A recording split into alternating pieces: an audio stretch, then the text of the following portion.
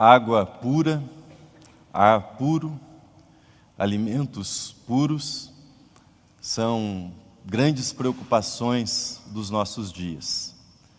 Mas não só a pureza com aquilo que nós ingerimos, com o ar que nós respiramos, há preocupação também com a pureza ética, a pureza comportamental. Toda luta, todo empreendimento do nosso tempo, no nosso país, é uma busca para que, principalmente, os representantes políticos, mas não somente eles, tenham esta pureza ética, esta pureza comportamental. Esta é uma das maiores cobranças da sociedade na atualidade, ou seja, a cobrança pela transparência, pela presença da ética. Preocupar-se com a pureza da água é saudável, é necessário. Preocupar-se com a qualidade do ar que nós respiramos também é uma necessidade. Preocupar-se com a gestão, com a transparência dos recursos que são confiados aos nossos representantes, a administração deles, também me parece algo importante para o bom andamento do nosso país. Entretanto, há um aspecto da pureza que tem sido esquecido, para não dizer negligenciado nos nossos dias, e justamente essa negligência, esse esquecimento acaba comprometendo todos esses outros aspectos que eu mencionei para vocês até aqui. Na verdade, não só esquecido, penso que esse aspecto da pureza tem sido muitas vezes sistematicamente rejeitado, afastado do nosso horizonte, e em alguns círculos esse aspecto da pureza tem sido ridicularizado com muita frequência. De que pureza falo? Trata-se da pureza do coração, ou na versão que nós acabamos de ler, um coração limpo. Bem-aventurados os limpos, isto é, os puros de coração, porque verão a Deus, disse Jesus. Não importa quão puro seja o ar que você respira, ou a água que você bebe, ou quantos selos de qualidade tenha o alimento que você ingere cotidianamente, não importa toda esta qualidade, se o seu coração não for puro, você não terá qualidade de vida, você não gozará do bem-estar espiritual, do bem-estar de vida que Deus planejou e que Deus deseja que você tenha. Nós precisamos de pureza de coração para que a nossa vida possa ser vivida em toda a sua plenitude, em toda a sua beleza. Mas talvez você se pergunte, o que é um coração puro? O que significa ter um coração puro? O que significa viver uma vida com essa pureza que Jesus estabelece para nós nas bem-aventuranças? Gostaria de fazer algumas observações sobre isso. Primeiro, fazendo a seguinte observação: um coração puro é aquele que reconhece, que é capaz de colocar no seu radar o perigo dos sistemas de pureza. E aqui me refiro aos sistemas humanos de pureza. A antropóloga Mary Douglas escreveu um livro que é um clássico na história das religiões, no pensamento antropológico, e ela deu a este livro o sugestivo título, Pureza e Perigo. E ela trata neste livro de analisar os sistemas, que ela chama de sistemas de pureza das religiões antigas. E ela faz a seguinte afirmação: a impureza nunca é um fenômeno isolado. A impureza é um sistema, ou seja, está dentro de um sistema. Ela é um subproduto de uma organização, de uma classificação da matéria, ou seja, daquilo que é considerado puro ou que é considerado impuro num sistema religioso. Ela faz uma análise detalhada do livro do Levítico, livro do Antigo Testamento, e mostra como as prescrições alimentares faziam parte de uma organização de vida.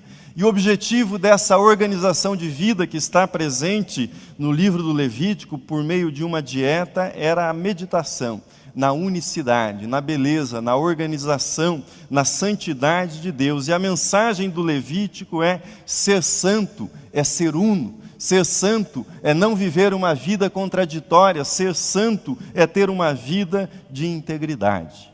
Porém, ao longo dos séculos, os sistemas de pureza, esses sistemas muitas vezes converteram-se em perigo para a saúde espiritual daqueles que aderem, daqueles que estão inseridos nesses sistemas. Particularmente no tempo de Jesus havia uma espécie de reavivamento de toda a pureza ritualística do judaísmo, e Jesus enfrentou este reavivamento. Os fariseus eram os grandes líderes desse movimento de pureza dentro do judaísmo.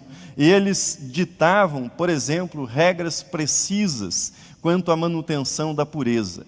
Nunca entrar na casa de um gentil, não comer este ou não comer aquele alimento, coisas que deveriam ser feitas e que não poderiam ser feitas no sábado, quantas vezes as mãos deveriam ser lavadas antes deste ou daquele ritual, ou antes das refeições, e qual era o resultado, ou qual foi o resultado no tempo de Jesus, de toda essa política de pureza ritualista que os fariseus praticavam.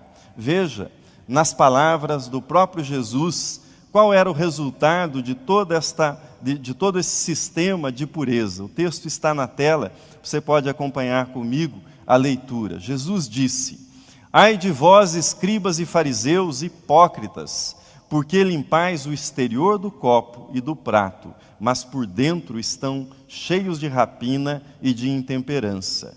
Fariseu cego, limpa primeiro o interior do copo, para que também o exterior se torne limpo. Ai de vós, escribas e fariseus, hipócritas, porque sois semelhantes aos sepulcros caiados, que por fora realmente parecem formosos, mas por dentro estão cheios de ossos e de toda imundícia. Os sistemas de pureza ritual podem produzir e produzem o que nós chamamos de legalismo, mas eles não são capazes de produzir pureza de coração.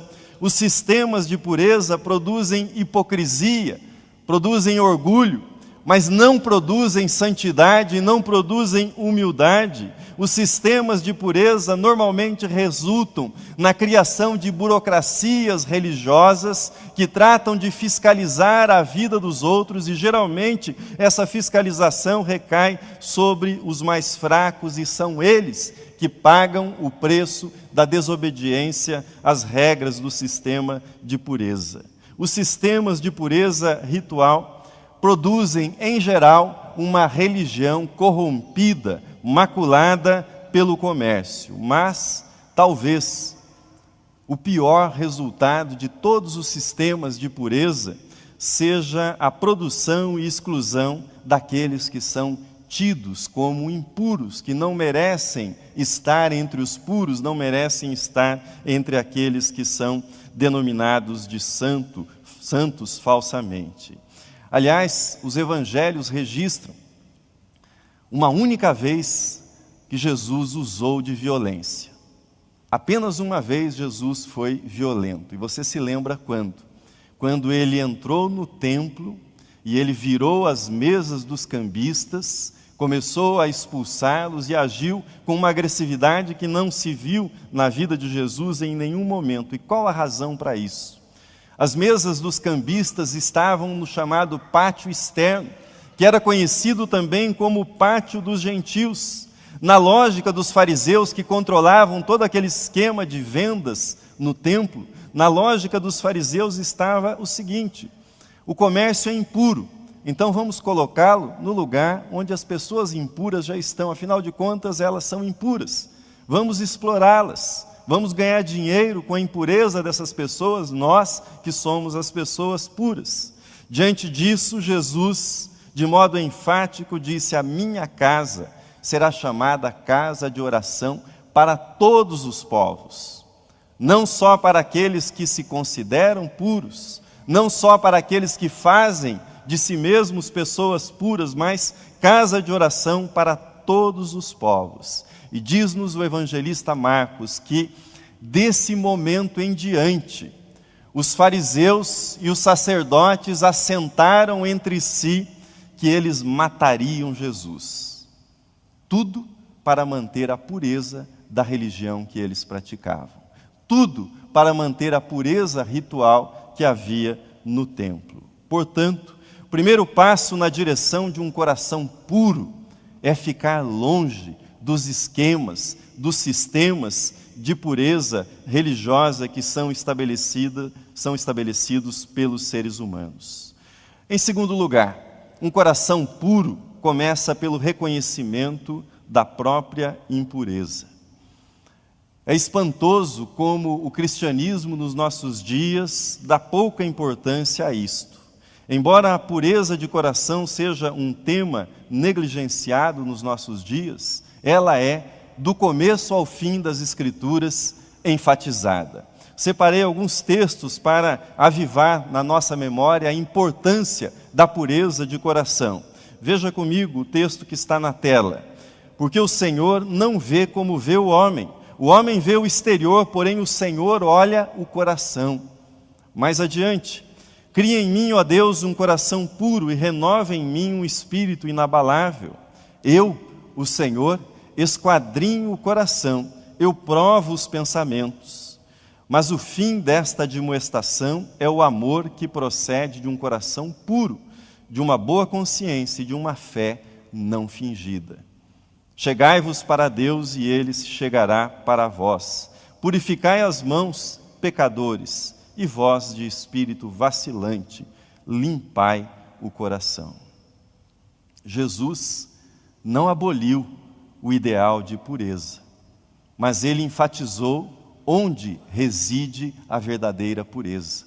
Ela reside no coração daquele que crê. A pureza deve estar no coração, deve ser a pureza do coração, por uma razão simples. Na Bíblia, o coração é a sede do intelecto e das emoções. Na Bíblia, o coração representa a totalidade do ser humano. Na Bíblia, o coração representa os desejos, as aspirações dos seres humanos. Por isso, nessa série, nós apontamos o coração como o centro da vida. É do coração que brotam os nossos desejos. O coração é a sede da nossa vontade, das nossas decisões, da nossa confiança. Por isso, a pureza deve estar no coração.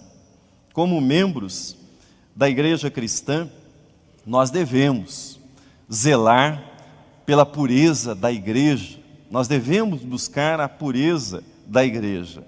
Entretanto, a preocupação do cristão com a pureza da sua igreja começa ou passa pela preocupação com a pureza do seu próprio coração.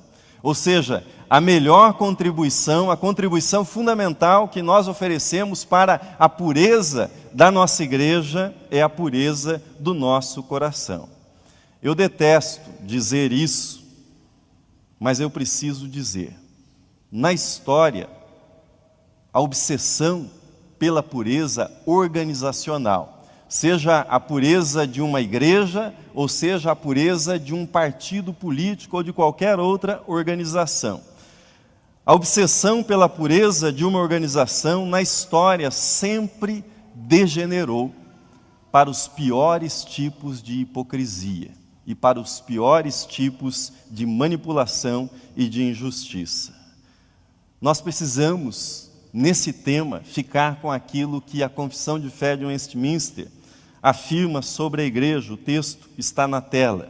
Diz assim: as igrejas particulares, ou seja, as denominações, são mais ou menos puras, conforme nelas é, com mais ou menos pureza, ensinado e abraçado o Evangelho, administradas as ordenanças e celebrado o culto público.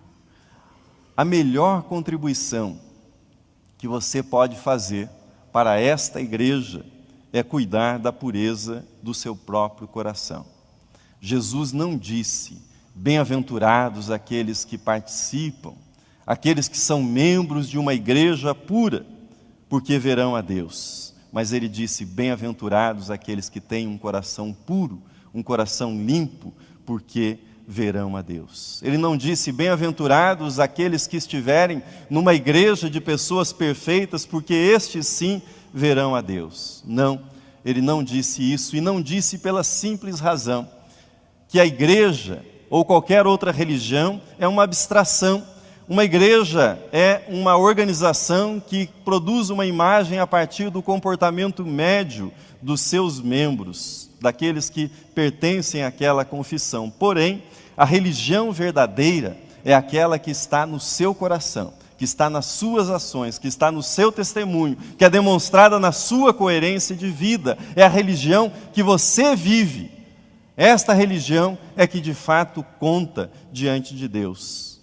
Muitos cristãos gastam um tempo enorme julgando, avaliando a pureza desta ou daquela igreja, desta ou daquela denominação.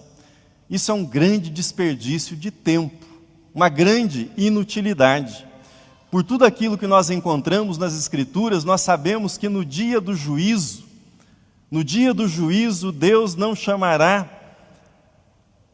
a Assembleia da Igreja Presbiteriana Independente, da primeira Igreja Presbiteriana Independente. Ele não perguntará, você era membro da primeira Igreja Presbiteriana Independente? Nós não encontramos isso na Escritura. Ele não perguntará, você era membro da Igreja A, da Igreja B, da Igreja C?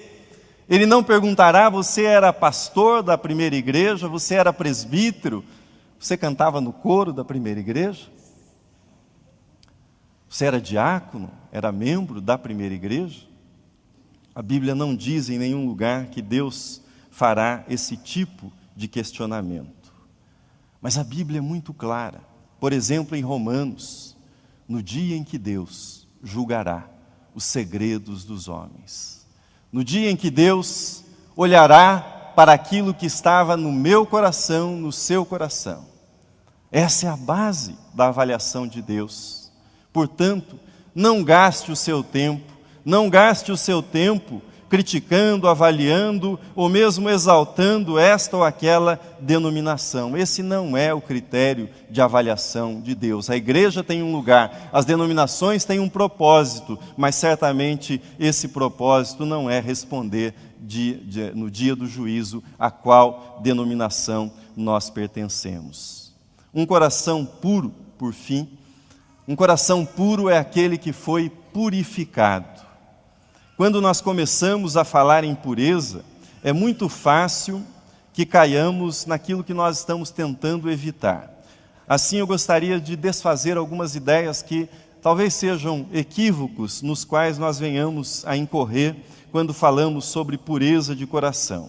Em primeiro lugar, pureza de coração não é ingenuidade, não é credulidade. Pureza de coração não é infantilidade no sentido negativo que essa palavra tem. Pureza de coração não é, por outro lado, perfeição, ausência de pecados. Pureza de coração não é algo que você possa fazer por si mesmo, dizendo, eu purifiquei o meu coração, eu tenho um coração puro. Veja o que Provérbios afirma sobre isto. Quem pode dizer, purifiquei o meu coração, limpo estou do meu pecado? Ninguém pode dizer isso. Absolutamente ninguém. Puros de coração são somente aqueles que foram purificados, que foram perdoados, e foram perdoados com base naquilo que Jesus Cristo fez na cruz por nós. O sangue de Jesus nos purifica de todo o pecado. É o reconhecimento que nós somos pecadores e que na cruz nós fomos perdoados, que faz com que o nosso coração seja purificado. Puros de coração são somente os pecadores que reconheceram a sua condição, reconheceram seu coração manchado e pediram perdão a Deus. Basta olhar na palavra de Deus. Puro de coração é Zaqueu, contrito, arrependido, buscando o perdão de Deus. Pura de coração é a samaritana, embevecida com a manifestação da graça na pessoa de Jesus. Pura de coração é a pecadora, contrita, que na casa do fariseu chorava aos pés de Jesus. Puro de coração é Pedro, fracassado, Pedro que negara Jesus, Pedro que diante da confrontação, da sua negação, chora diante do Senhor e diz: Tu sabes, Senhor, todas as coisas, Tu sabes que eu te amo. Pedro que negara Jesus, admite o seu fracasso e confessa isso diante de Jesus. Pureza de coração não é perfeição. Pureza de coração não é ausência de pecados, de erros. Pureza de coração é sinceridade, é arrependimento, é reconhecimento do nosso fracasso, da nossa imperfeição e, consequentemente, é entrega, é desejo de comunhão, é desejo de estar mais perto do Senhor, apesar da nossa condição. Isto é pureza de coração. Num mundo de desencanto, talvez você se pergunte: o que é que eu ganho tendo um coração puro? Num país de tanta competitividade, tanta gente tentando passar os outros para trás, talvez você se pergunte: como é que eu vou sobreviver sendo puro de coração? Eu gostaria de dizer para você que, sendo puro de coração, a sua conta bancária vai melhorar, mas eu não posso dizer isso. Eu gostaria de dizer para você que, sendo puro de coração, você será um sucesso. Todos os lugares que você passar, os holofotes estarão sobre você. Mas eu não posso dizer isso. Mas nessa mensagem eu posso dizer aquilo que Jesus disse: bem-aventurados os puros de coração, porque verão a Deus. Verão a Deus na face do próximo, verão a Deus na face do necessitado, verão a Deus nas obras da criação, verão a Deus nos recomeços, verão a Deus nas provações, verão a Deus nas segundas oportunidades, nas segundas chances que terão na vida. Permita-me fazer uma pergunta para você. Como está o seu coração? Como está o seu coração? Está endurecido, desencantado, machucado talvez, amargurado, angustiado? Como está o seu coração? Se a pureza do seu coração foi afetada por um pecado que você cometeu, que tem roubado a sua paz, confesse este pecado a Deus, receba o perdão de Deus, tenha o seu coração purificado por Deus nesta manhã. Se a pureza do seu coração foi manchada por algum mal que alguma pessoa fez a você, converse a respeito disso com Deus, peça para que Deus tire do seu coração esse mal-estar, para que Deus purifique o seu coração pela graça dEle, e Deus lhe dê graça para você perdoar essa pessoa e virar essa página da sua vida e seguir em diante. Se a pureza do seu coração foi roubada por conta de uma decepção com alguém que você ama, quero dizer para você que isso acontece com Deus o tempo todo. Deus nos ama e nós decepcionamos Deus, e Ele continua nos amando, apesar disso, apesar das decepções, Ele continua nos amando. Como está o seu coração hoje? Bem-aventurados os puros de coração, porque verão a Deus. Amém.